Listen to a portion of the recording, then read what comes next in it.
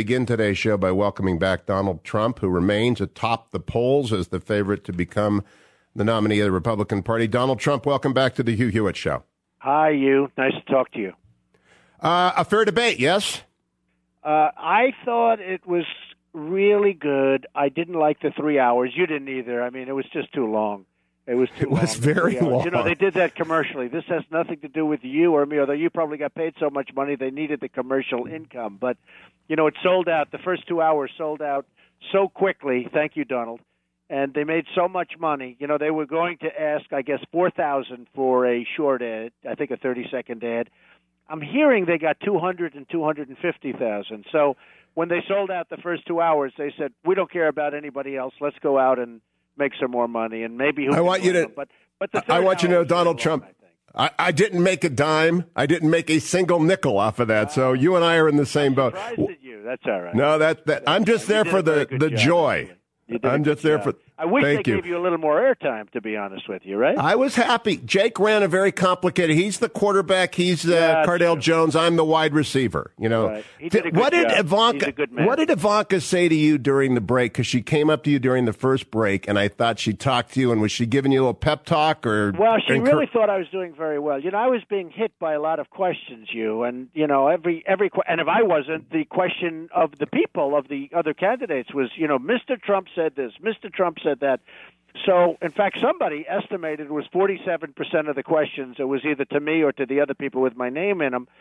And Ivanka thought I was just doing well. She wouldn't, if I was doing badly, I don't think she'd want to come up and say that. But she thought I was doing very well. And I got a lot of good reviews on it. You know, NBC said I came out second in their poll that they came out with yesterday in terms of who won the debate. But most of them, as you know, Drudge and Time Magazine and all, they had me down as coming down number first.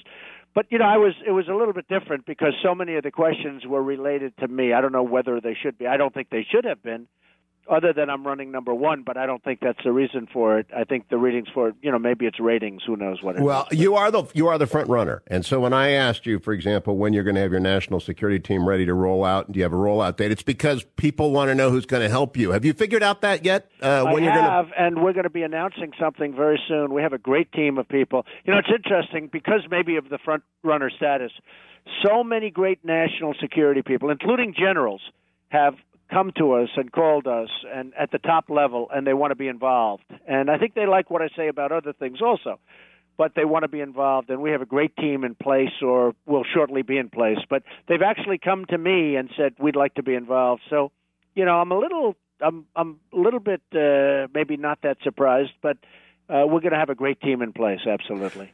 Now, I'm kind of a hardliner on this stuff, and Frank Gaffney, General Jerry Boykin, and Andrew McCarthy, they're all my buddies. They come on the show. Do you think when you roll out this team, I don't know if you'll have McChrystal and Mattis on there, all these great warriors, do you think people like me who are national security minded will be reassured about your quality of your people? I do. I think you're going to be impressed. And I think some of the people that we have, I won't even mention whether or not some of the names that you mentioned are involved, but I will tell you, I think you will be very impressed by the team. Again, you know, the most important is the person at top because you have to know what suggestions to take, et cetera, et cetera. But I think you'll be very impressed with the team. Really. Now, there was an interesting conversation. Again, I think Tapper did a wonderful job, and he was talking to you about Putin, and Dana did a wonderful job as well. Now, Putin eats oligarchs for breakfast, lunch, and dinner. What makes you different from a Russian oligarch that you'll be able to take him on? Well, I just think we'll get along. First of all, the oligarchs are under his control to a large extent. I mean, he can destroy them, and he has destroyed some of them. And, you know, with me, it doesn't make any difference. I was in Moscow not so long ago for an event that we had, a big event, and many of his people were there. It was the Miss Universe contest, which I actually sold, which worked out incredibly well for me. I sold it last week, the Miss Universe pageant. Oh. And 2 weeks ago, we made a tremendous deal on it. And 2 weeks ago, I was in Moscow. I mean, 2 years ago, I was in Moscow.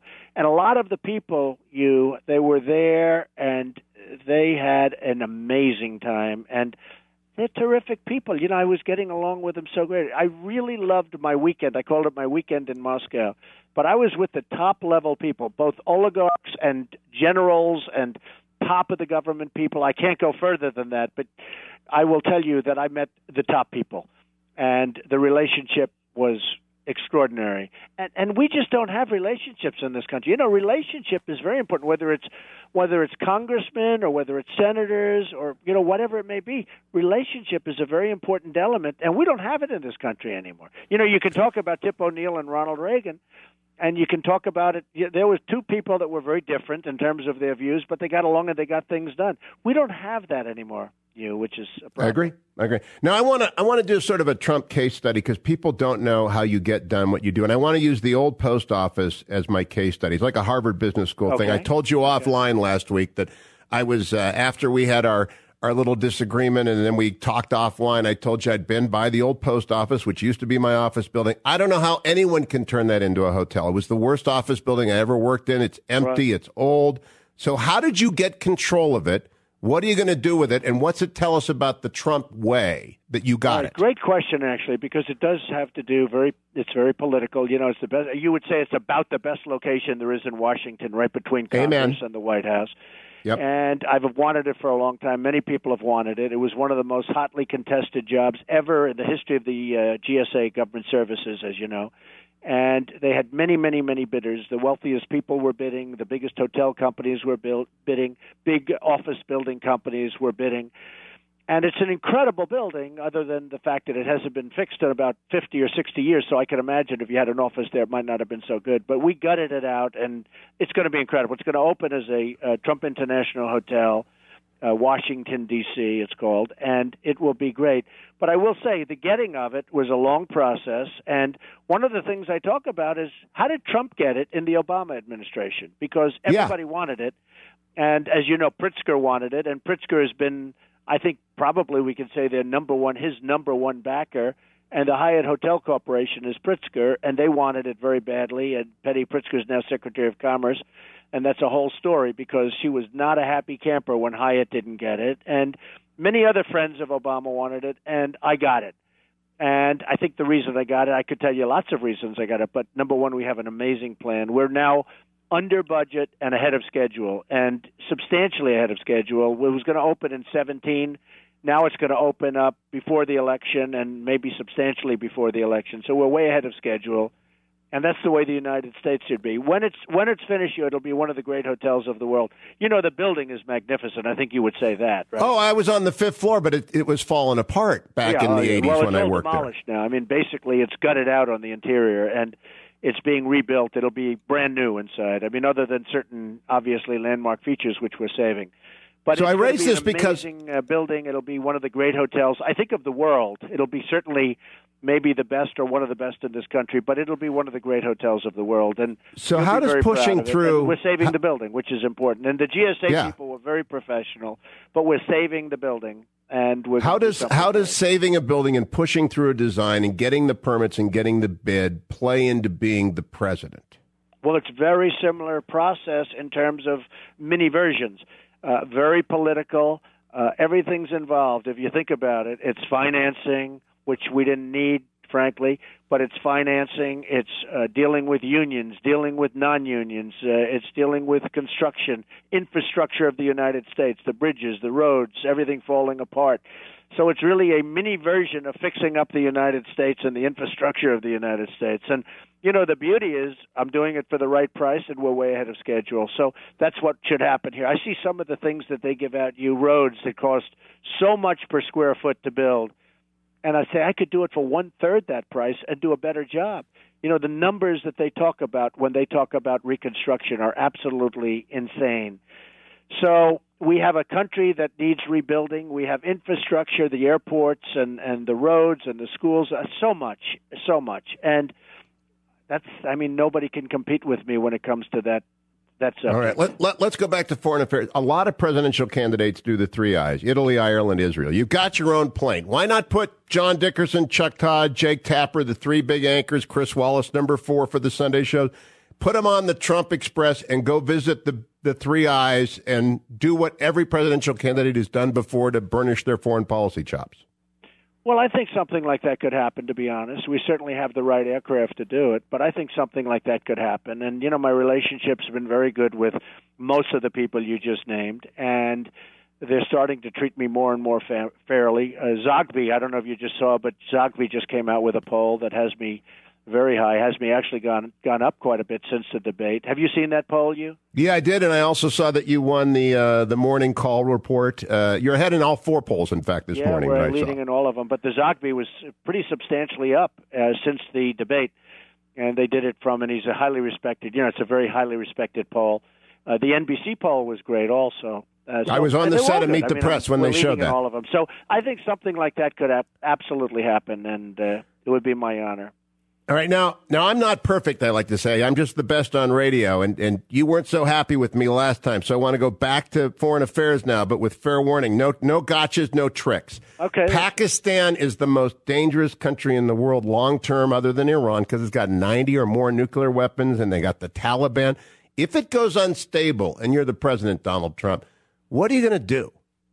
Well, number one, it is probably the most dangerous because of the fact it has the nukes. And, you might add North Korea to that group because there you have a total madman. At least in Pakistan, you have some semblance of sanity at this moment. But it could go rogue, and something like that could happen. And I think you have to get, and it's involved right now anyway, but you have to get India involved. India's the check to Pakistan. And you have to get India involved. They have their own nukes. They have a very powerful army. They seem to be the real checkmate. They seem to be the real group. And I would start talking at that level very, very quickly. But look, you cannot have a rogue group with nukes. You can't have it. We've got it already. One of the things I brought up at the debate, I got no credit for it, and now everybody's talking about it, is North Korea. I said, wait a minute, folks, we're talking now during the debate, and I think you remember yes, when I do. mentioned it. I said, we're talking so much about Iran, and they don't have nukes at this moment. They may have them fairly quickly based on this ridiculous deal that was made, but they don't have nukes. You have a madman over in North Korea who actually has nukes, and he says he's going to use them every 2 weeks. He pops up and says he's going to use them. Nobody ever talks about it. So since I said that, I've noticed that Rubio and others have been talking more about North Korea. You have a lot of hot spots, but Pakistan is a serious problem. They have weapons that work, and they have a lot of them, and I think we have to deal very closely with India having to do with I agree with that. Would you be prepared to send American troops, as President Obama did, to get Osama bin Laden to go and get their nukes if it became an unstable? Well, let me tell you, it's so important to me. If I won, I don't want to be talking to you, Hewitt, and all of these people about what I want to do. You have to have a certain, people can't know exactly what your intentions are. And I tell people the process that we have is so ridiculous. Give your exact, what are you going to do against ISIS? What are you going to do against this one? You want to have a certain amount of, you want to have a little bit of guesswork for the enemy. And I just don't want to be telling people, and this is, by the way, this has nothing to do with lack of knowledge, because I think I know as much about Pakistan as most other people. But I will tell you, I don't want to broadcast my intentions. I don't want to have, I'm so transparent, I'm so open, here's what we're going to do. They have to guess. They have to be able to say, he's unpredictable. One of the articles came out recently about my business dealings, and a very respected man said that Trump is one of the greatest businessmen in the world because he's totally unpredictable. We never know what he's going to do. And you know what? I want to be unpredictable with this, too. I don't want to be like Obama, where he's always saying, we're going to go, in 2 weeks we're going to do this, and then we're going to do that. And I'm saying to myself, can you imagine General Douglas MacArthur or General Patton? They're spinning in their graves. So when you talk about Pakistan, and let's say they go rogue, I don't want to really be saying what my initial thought is. Also, my initial thought may be much different from what I want to do at the time. But I want them to not know what my thought process is. Does that make any sense to you? It makes perfect. It's Nixonian, actually, and I said that the last time, even in the interview, that people thought you'd stumbled around in. I said, actually, gave a very Nixonian answer on China. You just did again. Last question. You did not get to answer the global warming question. We ran out of time. And again, 11 people on the stage. You got the most time, but it was still not enough time for everyone. Do you believe that the temperature of the Earth is increasing? And what would you do if you do believe that vis-a-vis global climate change? Well, first of all, I'm not a believer in global warming. I'm not a believer in man-made global warming. It could be warming, and it's going to start to cool at some point. And, in the 1920s, people talked about global cooling. I don't know if you know that or not. They thought the Earth was cooling. Now it's global warming. And actually, we've had times where the weather wasn't working out, so they changed it to extreme weather, and they have all different names, so that it fits the bill. But the problem we have, if you look at our energy costs and all of the things that we're doing to solve a problem that I don't think in any major fashion exists. I mean, Obama thinks it's the number one problem of the world today, and I think it's very low on the list. So I am not a believer, and I will, unless somebody can prove something to me, I believe there's weather, I believe there's change, and I believe it goes up, and it goes down, and it goes up again, and it changes depending on years and centuries. But I am not a believer, and we have much bigger problems. I talk about global warming. To me, the worst global warming, and I mentioned this to you once before, is nuclear warming. That's our global warming. That's going to be because we have incompetent people, and we have these rogue nations, and not even rogue nations anymore. We had a case where Vladimir Putin about 3 months ago threw out the nuke word, and I never thought I'd hear that from from Russia. But he said they better be careful because, we're a nuclear nation. That was a hell of a statement for him to make. And that's a statement that's made because of a lack of respect. Donald Trump, it's great to have you back. I assume you'll be back again? I will. Donald, You've been good very to talk fair, to you. And I appreciated what you said about me during the debate. I was very much. You're still the best interview in America. I told that to Politico over the weekend. If they gave me Tiger, Oprah, and Donald every day, I'd open with Donald every day. Thank you, Donald Trump. That's beautiful. For you to say that is beautiful, and I appreciate it. We will be back. Take care. Thanks, Hugh.